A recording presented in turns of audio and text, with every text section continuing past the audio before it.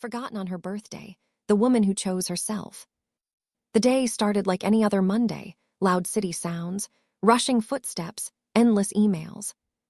But for Quinn Edwards, it was different. It was her 32nd birthday. She woke up early, made herself coffee, and waited not for gifts or balloons, but for a simple message. A text, a call, anything that said, "We remember you." But her phone stayed silent. No notifications, no "Happy birthday, Quinn." Only work reminders and client meetings. At 10:00 a.m., she walked into her office, her heels tapping against the marble floor, the only rhythm in a day that already felt hollow. Her coworkers smiled, some said, "Morning, Quinn." But no one knew it was her birthday. She didn't tell them. Why would she? Even her own family had forgotten. The forgotten daughter. By afternoon, a delivery arrived. A bright red ribbon tied around a small box. Her heart skipped. Finally, maybe someone remembered. But when she opened it, it wasn't a gift. It was a note from her mother. "Your brother's promotion party is on Saturday. Don't forget to bring wine and maybe a little something nice for him. You know how proud we are of him." That was it. No birthday wish, no love, just another reminder that her role in the family was to support, not to be celebrated. She smiled weakly, but something cracked inside her chest. 32 years of quiet endurance, of being the one who understood, who forgave, who worked while others dreamed, suddenly felt like a chain around her heart. The breaking point. That evening, she sat in her apartment alone. A tiny cake sat on the table, one she'd bought for herself on the way home. The candle flickered in the silence. She whispered, "Happy birthday, Quinn," and laughed bitterly through the tears. Her phone buzzed, a message from her mother again.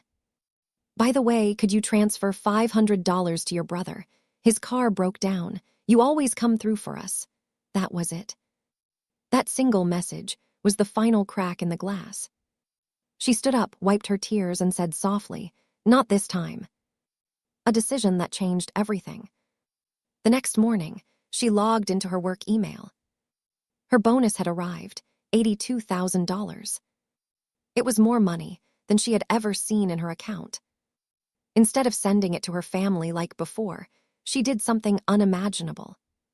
She opened a real estate website and clicked buy. A small lake house, 2 hours from the city.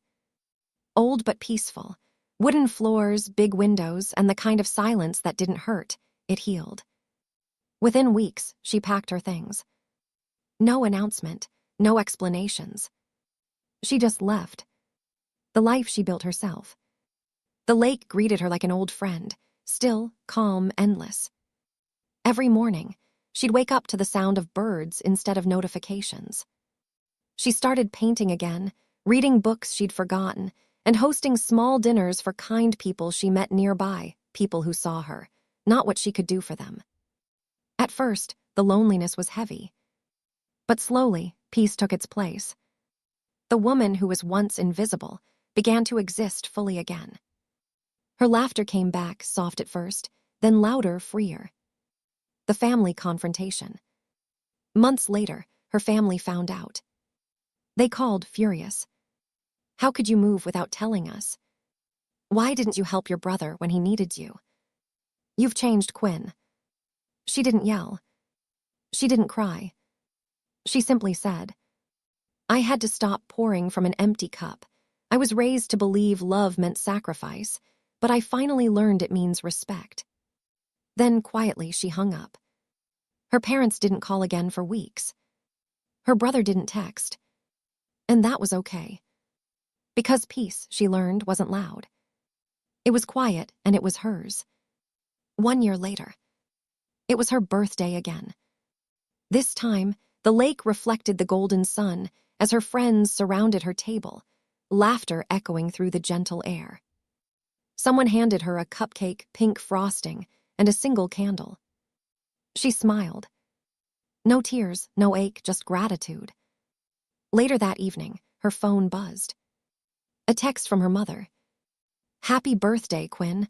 I found an old photo of you and your brother when you were kids. You looked so happy. Maybe we can start again." For a long moment, Quinn stared at the screen.